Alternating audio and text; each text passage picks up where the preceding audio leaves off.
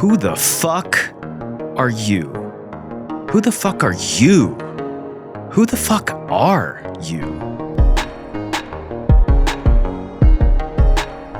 We want these answers. We want the answer. For some reason, in a world that changes seasons, a world that goes through light and dark every single day, both literally and metaphorically, we want to give our identities a single definition, as if we can't hold multiple truths. You can't enjoy hip-hop and country. You can't be selfless and selfish. You can't hustle and relax. You can't be strong and broken. You can't be resigned and be hopeful. You can't choose one. I was just like you. I knew who I was. Never mind the fact that I just couldn't reconcile that story with reality. Sinner and saint, Jekyll and Hyde, lamb and lion. Choose one. And then I heard the song DNA.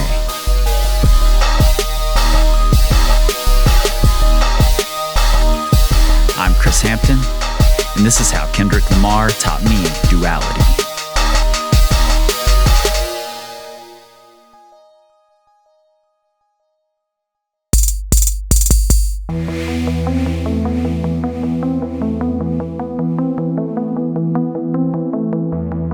I grew up a white kid in a very poor, very white, very racist neighborhood who loved hip-hop. I flaunted it. They hated it. Choose one. You couldn't tell me that I wasn't hip-hop. I dressed like it, talked like it, lived it, breathed it. One night in 1991, after seeing the premiere of Boys in the Hood, I was in my grandparents' front yard with a few friends. Black friends, when a black and white pulled up and said they'd gotten a call and asked us what we were doing out this late. Now, if I'd taken even a few seconds to consider it, I'd have realized that bringing my friends to this place was putting them in potential danger. In less than 2 minutes, the white cops had all three of my friends, all of whom were from better families, better neighborhoods than I was, face down in the yard, yelling at them to keep their hands where they could see them. My grandfather, a quiet and gentle man raised in a very backwoods, almost certainly very racist Kentucky town in the 1940s, burst out of the house, threw the cops off his property, and calmly went back inside. Who the fuck are you? I don't contemplate, I meditate, then off your fucking head. This that put the kids to bed. This that I got realness. I just kill shit cause it's in my DNA.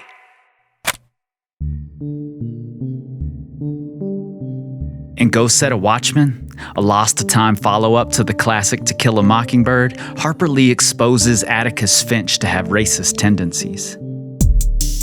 White people who had long held him on a pedestal exploded. It was set in the 1950s, in the Deep South. Of course he was conflicted. Of course he was flawed. Of course he was human. A walking, talking paradox. Who the fuck are you? I know murder, conviction, burners, boosters, burglars, ballers, dead, redemption, scholars, fathers dead, with kids and I wish I was fed, forgiveness, yeah, soldiers' DNA. One government-funded building to house a population of people who all live under one identity. Criminals, felons. It's what I thought of myself, what I was told to think of myself. But in there, I met business owners, fathers, husbands, hustlers, athletes, church-going, God-fearing people who were doing what they had to do to survive. Choose one.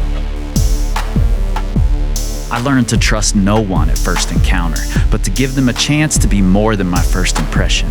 I learned to make judgments, but not pass judgments. I learned to lay back in the cut until I knew the reality of the situation, to observe, until it was time to speak up. Then just give me the mic.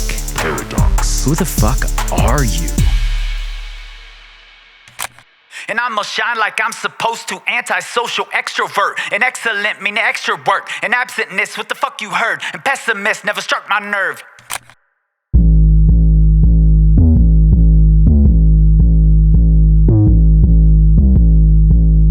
I'm an album person. I listen straight through. As far as I'm concerned, the invention of shuffle is a stain on humanity. I don't skip songs, particularly not on the first listen, or the second, or third. No, not okay. The album had barely started. One song in, the Mike Will Made It production was head-noddingly rhythmic but menacing, foreboding. It felt urgent, like it demanded I give it 100% of my attention. Forget the winding mountain road I was driving on. Kendrick, like he does, had perfectly found the pocket and was just riding. But then, chaos. The beat disappears. It's coming apart at the seams, and we hear an ignorant and incendiary Fox News clip. As if he can't believe the two distinctly different realities that the world sees, Kung Fu Kenny is repeating himself, stuttering, not able to get his thoughts out completely, while we hear pieces of the beat growing darker and reorganizing into something that seems to be battling against Kendrick himself, when he finally finds his voice and holds the trigger down for round after round after round of non-stop blistering assault. And it just keeps coming. You can't hide from it. My car speakers could barely handle it, but I turned it up anyway. This should be played at high volume, preferably in a residential area. Tell me something. You motherfuckers can't tell me nothing. And once you've resigned yourself to the idea that he might never stop, it's over. The silence jolted me. I'm an album person, but I ran it back. Who the fuck are you?